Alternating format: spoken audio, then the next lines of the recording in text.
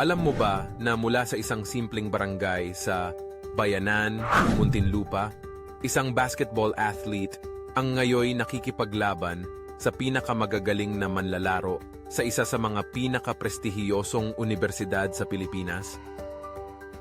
Isipin mo, mula sa mga kalsadang puno ng alikabok hanggang sa mga entablado ng UAAP. Ano ang sikreto sa likod ng kanyang tagumpay? Halika't alamin ang kwento ni Kevin Quiambao, isang basketball prodigy na hindi lang umabot sa rurok ng tagumpay, kundi umakyat mula sa mga barangay courts patungo sa malaking entablado ng UAAP. Welcome to Pinoy Court Icons. Today, we're diving into the incredible journey of Kevin Quiambao, the standout player from De La Salle University. Let's explore his roots, struggles, and triumphs on and off the court. Si Kevin ay ipinanganak noong April 22, 2001. Lumaki siya sa Bayanan, kung saan ang basketball ay hindi lamang laro kundi isang paraan ng buhay. Mula pa sa kanyang kabataan, natutunan na ni Kevin ang halaga ng pagsisikap at disiplina, mga aral na itinuro sa kanya ng kanyang pamilya. Mula sa kanyang tatay at lolo, siya ay na-inspire sa mga basketball legends ng bayan. Sila ang nagbigay sa kanya ng lakas ng loob at pangarap na maging isang mahusay na manlalaro. Alam mo ba ang mga paborito niyang idolo? Sila Ryan Buenafe at Mark Pingris. Dito nagsimula ang lahat. Nagtatampisaw siya sa mga barangay leagues, nagsasanay ng mga oras para mahasa ang kanyang galing. Isipin mo, mga araw ng walang pagod na pagsasanay, pagtanggap ng pagkatalo, at pagbangon para sa susunod na laban. Pagdating sa high school, sumali siya sa Lyceum Junior Pirates. Pero hindi siya agad nagtagumpay. Alam mo ba na hindi siya nakapasok sa roster sa unang 2 taon? Pero kahit na hindi siya nag-give up, sa kalaunan, nakapasok siya sa Team B. Dito na nag-umpisa ang pagbabago. Tinuruan siya ni Coach L.A. Mumar na tingnan si Nikola Jokic bilang modelo sa kanyang laro. Imagine mo na lang kung paano nagbago ang kanyang style sa basketball. Noong 2016, nag-transfer si Kevin sa National University Bullpups. Sa ilalim ng mentor na si Coach Goldwyn Monteverde, parang nag-improve ang kanyang laro. Sa tulong ng kanyang mga teammates, nanguna siya sa back-to-back championships sa UAAP Juniors Division. Ngunit hindi lang basta-basta ang mga tagumpay na yon. Nakagawa siya ng mga standout performances tulad ng mga double-doubles at crucial plays sa finals.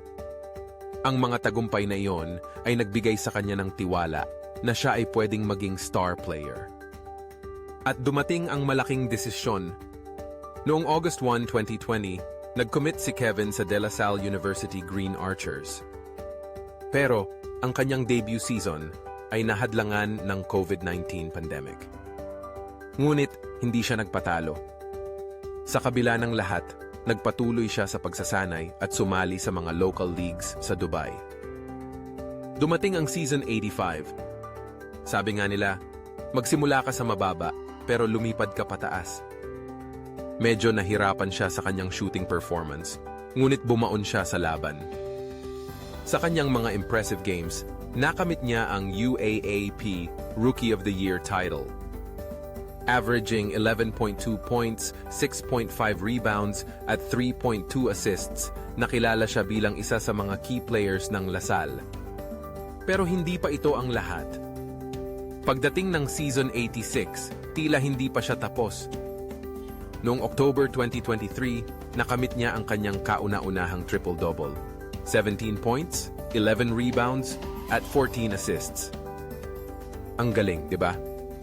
Siya ang unang UAAP player na nakagawa nito simula noong CJ Cancino sa 2018 at siya rin ang kauna-unahang non-guard na nakagawa nito.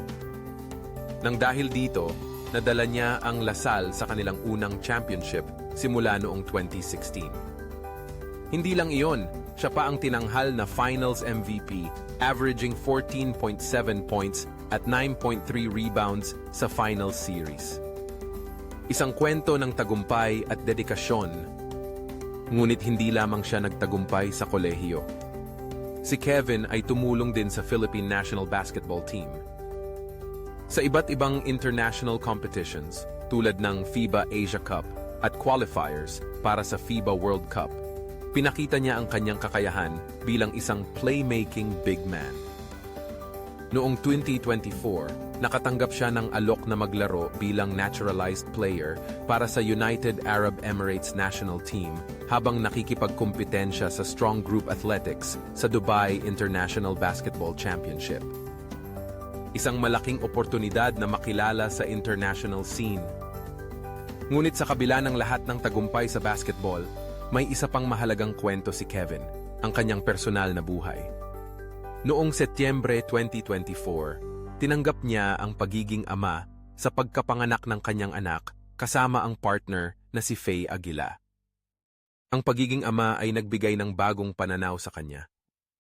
Ayon sa kanya, ang fatherhood ay isang blessing na nagbibigay inspirasyon sa kanya upang magtagumpay, hindi lang bilang atleta, kundi bilang isang ama. Ang kwento ni Kevin Kiambao ay isang sangkwento ng resilience, talento, at personal na paglago. Mula sa mga barangay leagues sa bayanan hanggang sa pagiging MVP caliber player, ipinakita ni Kevin ang halaga ng dedikasyon at pagsisikap. Habang pinagsasabay niya ang pagiging atleta at pagiging ama, siya ang buhay na halimbawa kung paano mangarap at lumaban para sa hinaharap habang pinahahalagahan ang pamilya. Kung nagustuhan mo ang kwento ni Kevin, huwag kalimutang mag-subscribe sa Pinoy Court Icons para sa iba pang inspiring stories ng mga Pinoy basketball players. Hit the like button at i-share ang video na ito para mas marami pang tao ang makaalam tungkol sa kanyang kwento. Kita-kits sa susunod na video.